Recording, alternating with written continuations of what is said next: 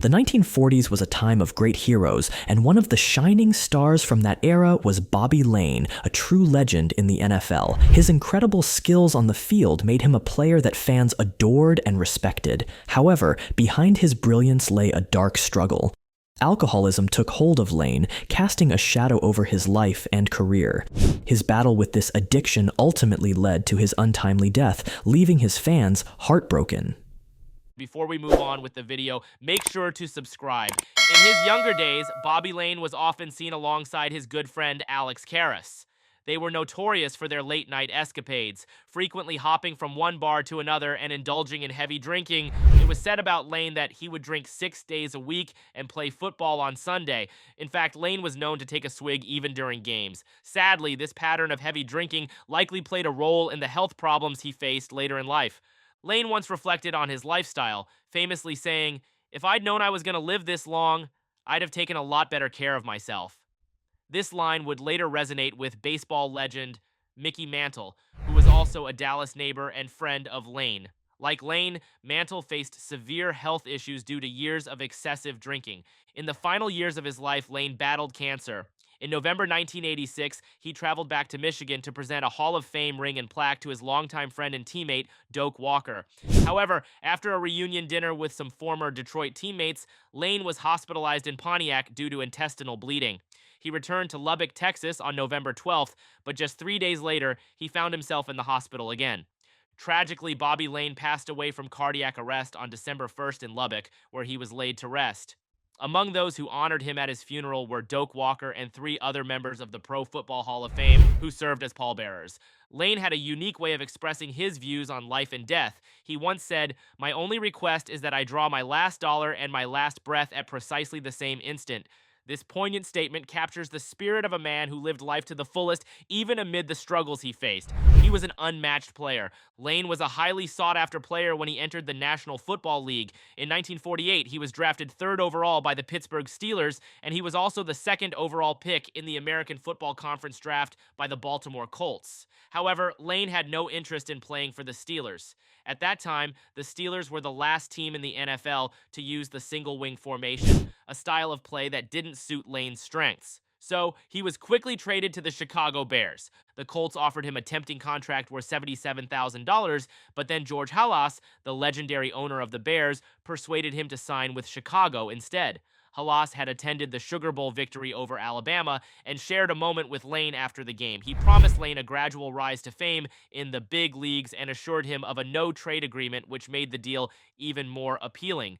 However, Layne's time with the Bears in 1948 wasn't as fruitful as he had hoped. He ended up as the 3rd-string quarterback, sitting behind established stars Sid Luckman and Johnny Lujack. Frustrated, Layne refused to return to the Bears and sought a trade to the Green Bay Packers. Meanwhile, the Bears were blocking his attempts to join the Chicago Cardinals, their rivals. Halas, who was focused on defending against competition from the AAFC, ultimately decided to trade Layne to the New York Bulldogs instead. The deal included 2 draft picks and $50,000 in cash, but Halas insisted on a clause that would prevent Layne from ever playing for the Cardinals. After the death of Charles Bidwell, the owner of the Cardinals, his widow Violet inherited a substantial amount of Bears stock worth $50,000. She offered this stock to Halas in exchange for Layne, but Halas, valuing his friendship with Bidwell and aware of the strained relationship between their teams after Violet married Walter Wolfner, declined the offer. Instead, he finalized the trade with the Bulldogs, which included the $50,000 and the 2 draft picks. Halas then used the cash from the trade to buy the stocks from Violet Bidwell. Once he joined the Bulldogs, Layne faced a challenging season. The team managed to win only 1 game and lost 11.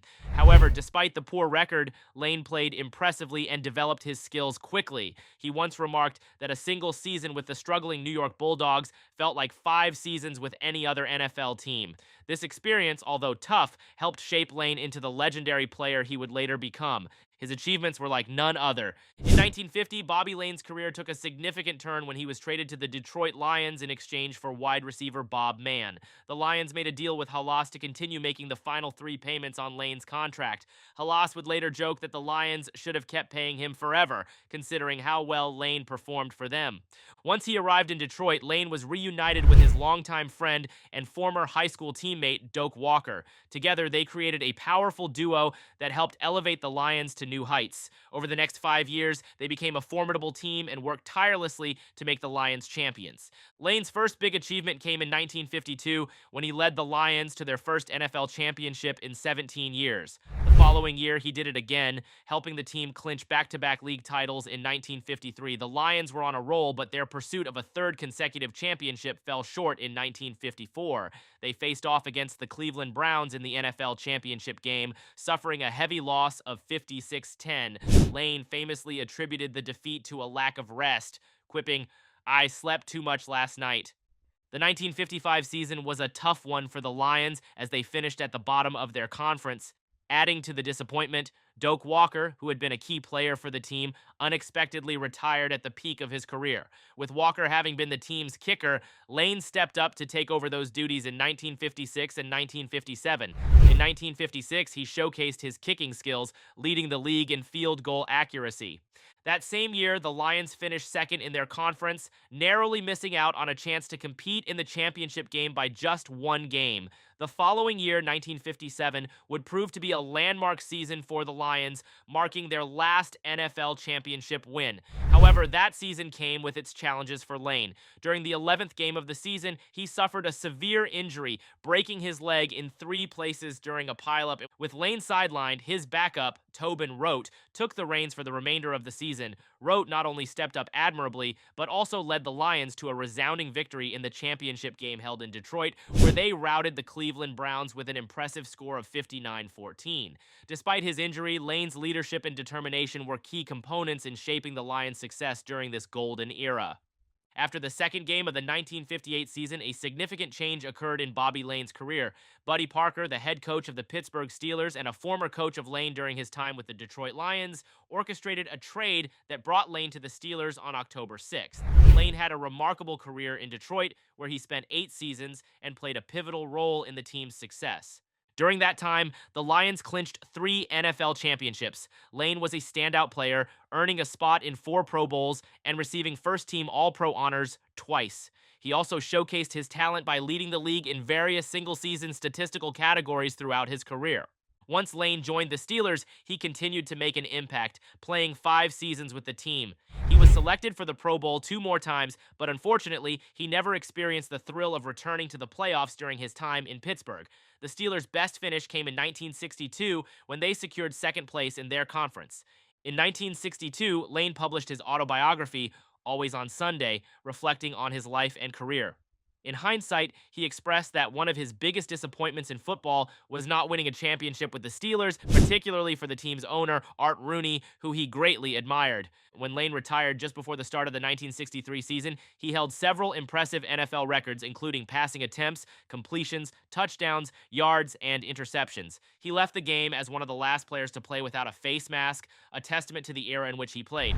Layne was also credited with creating the 2-minute drill, a critical strategy that teams still use today. His former teammate Doak Walker once said about him, "Layne never lost a game. Time just ran out on him," capturing the essence of his competitive spirit. After hanging up his cleats, Layne didn't step away from football entirely. He took on the role of quarterback coach for the Pittsburgh Steelers from 1963 to 1965, and he also coached the St. Louis Cardinals in 1965. Additionally, he worked as a scout for the Dallas Cowboys between 1966 and 1967.